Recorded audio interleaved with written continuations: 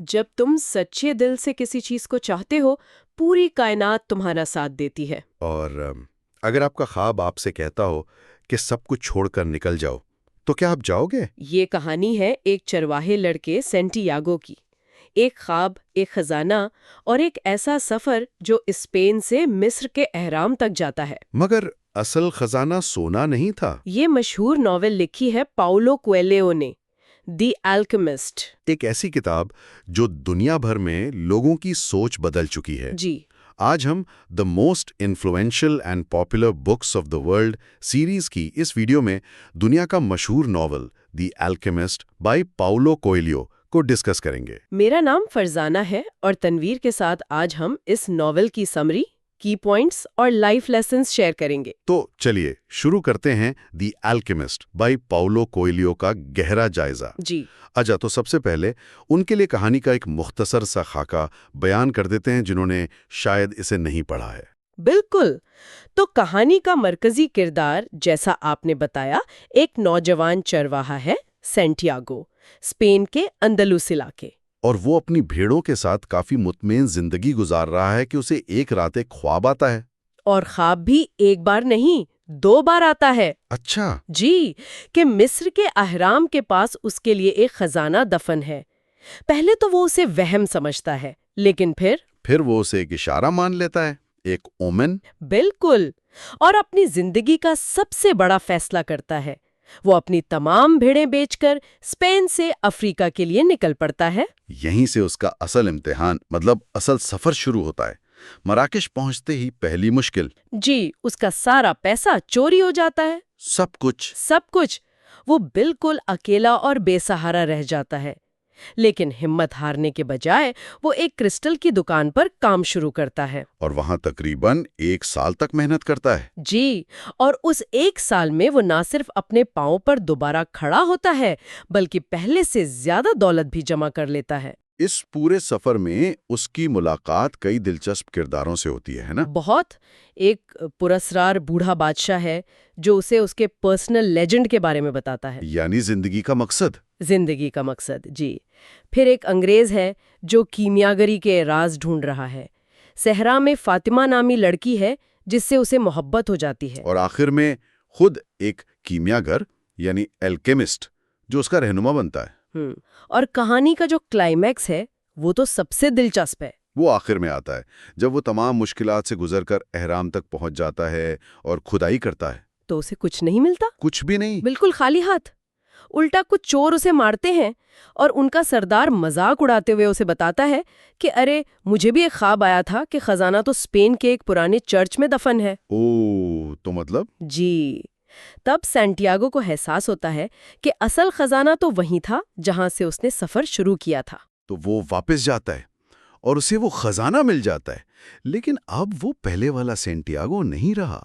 یہ سفر اسے اندر سے بدل چکا تھا۔ یہی اصل نکتہ ہے۔ ٹھیک ہے، تو یہ تو ہو گیا کہانی کا خلاصہ۔ اب آتے ہیں اس کے اصل مغز کی طرف۔ اس کتاب کا جو سب سے بڑا اور مرکزی خیال ہے وہ ہے پرسنل لیجنڈ کا تصور۔ بالکل، یعنی ہر انسان کا زندگی میں ایک خاص مقصد ہوتا ہے۔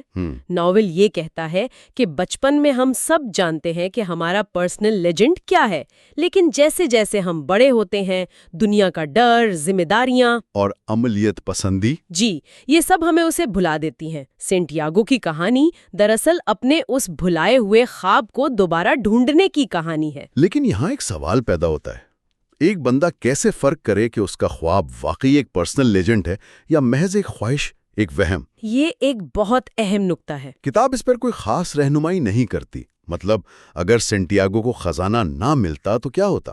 پھر تو وہ ایک بے وقوف ہوتا جس نے ایک خواب کے پیچھے اپنی پوری زندگی برباد کر دی۔ بالکل، اور یہ اس کتاب پر کی جانے والی سب سے بڑی تنقید بھی ہے۔ اسے سروائیورشپ بائس کہتے ہیں۔ اچھا، یعنی ہم صرف کامیاب ہونے والے کی کہانی سنتے ہیں، ان لاکھوں لوگوں کی نہیں جو اسی طرح کے خوابوں کے پیچھے گئے اور ناکام ہو گئے۔ ناول اس حقیقت کو تھوڑا نظر انداز کرتا ہے کہ صرف خواہش کرنا کامیابی کی ضمانت نہیں ہے۔ تو پھر اس نظریے کی اتنی اپیل کیوں ہے؟ کیوں لوگ اس خیال سے اتنا متاثر ہوتے ہیں؟ میرے خیال میں اس کی وجہ یہ ہے کہ یہ خیال ہمیں ایک امید دیتا ہے یہ ہمیں بتاتا ہے کہ ہماری زندگی بے مقصد نہیں ہے، بلکہ کائنات نے ہمارے لیے ایک خاص کردار چنا ہے۔ یہ ایک بہت طاقتور اور تسلیم بخش احساس ہے نا؟ بہت۔ عملی طور پر یہ خطرناک ہو سکتا ہے، لیکن روحانی اور علامتی سطح پر یہ بہت پرکشش ہے۔ یہ ہمیں اپنے دل کی آواز سننے کی ترغیب دیتا ہے، جو ہم اکثر منطق اور سماجی دباؤ کے شور میں دبا دیتے ہیں۔ اور یہیں سے کتاب کا دوسرا بڑا خیال سامنے آتا ہے، جو شاید اس کا سب سے مشہور جملہ بھی ہے۔ جب تم کسی چیز کو پورے دل سے چاہتے ہو تو ساری کائنات اسے پانے میں تمہاری مدد کرتی ہے۔ جی، اور یہ جملہ اکثر غلط سمجھا جاتا ہے۔ لوگ اسے کسی جادوئی منتر کی طرح دیکھتے ہیں کہ بس خواہش کرو اور سب کچھ خود بخود ہو جائے گا۔ جبکہ ناول میں ایسا نہیں ہے۔ بالکل نہیں۔ سینٹیاگو نے صرف خواہش نہیں کی، اس نے عمل، اس نے بھیڑیں بیچیں، خطرات مول لیے، 1 سال تک سخت محنت کی۔ صحرا کی سختیاں برداشت کیں۔ جی، تو کائنات مدد تو کرتی ہے، لیکن صرف تب جب آپ اپنا پہلا قدم خود اٹھاتے ہیں۔ یہ کچھ ویسا ہی ہے جیسے اگر آپ کوئی گاڑی خریدنے کا سوچیں تو اچانک آپ کو سڑک پر ہر طرف وہی گاڑی نظر آنے لگتی ہے۔ بالکل درست، وہ پہلے بھی وہیں تھیں، لیکن آپ کا دماغ اب ان کے لیے زیادہ حساس ہو گیا ہے۔ اسے نفسیات میں ریٹیکولر ایکٹیویٹنگ سسٹم کہتے ہیں شاید۔ جی، آپ کا دماغ ان چیزوں کو فلٹر کر کے آپ کے سامنے لاتا ہے جن پر آپ کی توجہ مرکوز ہوتی ہے۔ تو جب آپ اپنے مقصد کے لیے پرعزم ہوتے ہیں تو آپ کو وہ مواقع اور اشارے نظر آنا شروع ہو جاتے ہیں جو پہلے اوجھل تھے۔ ناول اسے کائنات کی مدد کہتا ہے، جبکہ سائنس اسے توجہ کا مرکوز ہونا کہتی ہے۔ بات ایک ہی ہے۔ بات ایک ہی ہے۔ چلیں اب سفر کے ایک اور اہم پہلو پر بات کرتے ہیں، محبت۔ فاطمہ۔ جی، صحرا میں سینٹیاگو کی ملاقات فاطمہ سے ہوتی ہے اور اسے گہری محبت ہو جاتی ہے۔ اکثر کہانیوں میں محبت اور مقصد کے بیچ ایک انتخاب کرنا پڑتا ہے، لیکن یہاں ایسا نہیں ہے۔ اور یہ اس ناول کی ایک بہت خوبصورت بات ہے۔ فاطمہ اسے روکتی نہیں بلکہ اس کے خواب کو پورا کرنے کے لیے اسے آگے بھیجتی ہے۔ وہ کہتی ہے کہ سچی محبت کبھی کسی کو اس کے پرسنل لیجنڈ سے نہیں روکتی۔ بالکل۔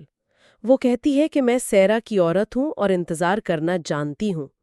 یہ محبت کی روایتی ملکیت جتانے والی تصویر کے بالکل برعکس ہے۔ یہ ایک آزاد کر دینے والی محبت ہے۔ جی ہاں، اور شاید یہی وجہ ہے کہ سینٹیاگو بغیر کسی پچھتاوے کے آگے بڑھ پاتا ہے، کیونکہ اسے یقین ہوتا ہے کہ اگر یہ محبت سچی ہے تو وہ اسے واپس آ کر بھی پالے گا۔ اور یہ بھروسہ، یہ ہمیں خوف کے موضوع پر لے آتا ہے۔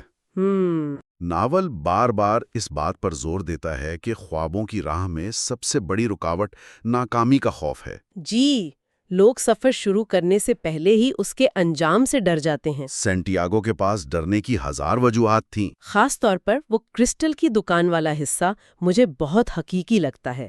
وہ چاہتا تو وہیں رک سکتا تھا۔ بالکل، اس نے کافی پیسے کما لیے تھے، وہ آرام سے واپس اسپین جا سکتا تھا، ایک محفوظ زندگی گزار سکتا تھا۔ لیکن اس نے دوبارہ خطرہ مول لینے کا انتخاب کیا۔ کیونکہ دکاندار خود اس کے لیے ایک سبق تھا۔ وہ شخص جو ہمیشہ سے مکہ جانے کا خواب دیکھتا تھا لیکن کبھی گیا نہیں۔ کس ڈر سے؟ اس ڈر سے کہ اگر اس کا سب سے بڑا خواب پورا ہو گیا تو اس کے بعد جینے کا کیا مقصد رہ جائے گا۔ یہ تو ایک بہت گہرا نفسیاتی نقطہ ہے۔ جی، کبھی کبھی ہم اپنے خوابوں کو پورا کرنے سے اس لیے ڈرتے ہیں کہ ان کے پورا ہو جانے کا خوف ان کے ادھورا رہ جانے کے خوف سے بڑا ہوتا ہے۔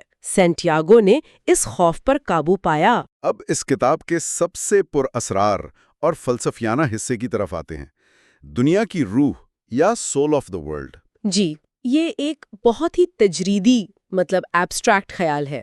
کیمیاگر سینٹیاگو کو سکھاتا ہے کہ ہر چیز، چاہے وہ جاندار ہو یا بے جان، ایک ہی روح کا حصہ ہے۔ اور جب کوئی اپنے پرسنل لیجنڈ کے راستے پر ہوتا ہے تو وہ اس روح سے بات کر سکتا ہے۔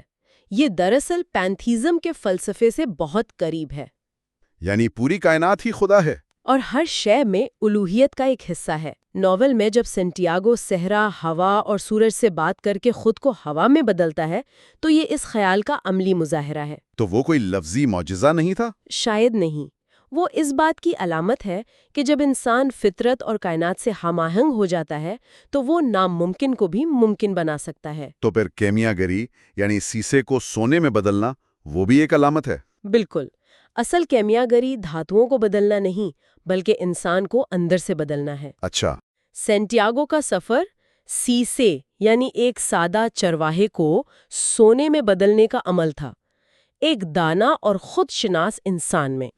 अल्केमिस्ट उसे सोना बनाना नहीं सिखाता, बल्कि उसे वो बनने में मदद करता है जो वो पहले से ही बन सकता था। बिल्कुल, वो उसकी अंदरूनी सलाहियत को बेदार करता है। और आखिर में सबसे बड़ा सबक, या शायद सबसे बड़ा तजाद, खजाना वहीं था जहां से उसने शुरुआत की थी।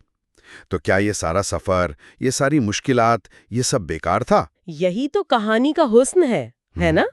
अगर उसे पहले दिन ही वो खजाना मिल जाता तो उसकी क्या कीमत होती? वो सिर्फ सोना होता। सिर्फ सोना। उस लंबे और मुश्किल सफर ने उस सोने की कीमत बढ़ा दी। असल खजाना वो संदूक नहीं था, बल्कि वो हिकमत, तजुर्बात, मोहब्बत और खुद शिनासी थी जो उसने रास्ते में हासिल की। सफर बजाते खुद मंजिल था। जी। हैं? ये टी.एस. एलियट की एक नज़्म की तरह है कि हमारी तमाम तलाश का इख्तिताम वहीं होगा जहां से हमने शुरू किया था, और उस जगह को पहली बार जानना होगा। बहुत खूबसूरत बात है। सेंटियागो भी इसी चर्च में वापस आया, लेकिन अब वो उस जगह को एक नई नज़र से देख रहा था। कभी-कभी हमें अपनी कद्र जानने के लिए खुद से बहुत दूर जाना पड़ता है। बिल्कुल, दूरी हमें एक नया जाविया नजर देती है। उसने पूरी दुनिया का चक्कर लगाया, सिर्फ ये जानने के लिए कि जिस चीज की उसे तलाश थी वो उसके अंदर और उसके बिल्कुल करीब ही मौजूद थी। तो अगर हम इस पूरी गुफ्तगू को समेटें, तो दी एल्केमिस्ट की बेपनाह मकबूलियत का राज शायद उसकी सादगी में ही है। जी, ये कोई पेचीदा फलसफा पेश नहीं करती, बल्कि चंद बुनियादी इंसानी सच्चाइयों को एक कहानी की शक्ल में बयान करती है। अपने दिल की सुनो, खौफ पर काबू पाओ, अमल करो। और सफर के हर लम्हे से सीखो। ये एक ऐसी कहानी है जो हर इंसान अपने अंदर कहीं न कहीं महसूस करता है। हम सबके पास कोई ना कोई भुलाया हुआ ख्वाब होता है। और ये किताब हमें उसे दोबारा याद करने की दावत देती है। जी, ये हमें बताती है कि आम लोगों की जिंदगियां भी गैर मामूली हो सकती हैं, अगर उनमें हिम्मत और यकीन शामिल हो जाए। तो इन तमाम अस्बाक को अगर एक लाइन में समेटें तो पैगाम ये है: अपने दिल की सुनो, डर को छोड़ो, सफर शुरू कर दो, बाकी कायनात खुद संभाल लेगी।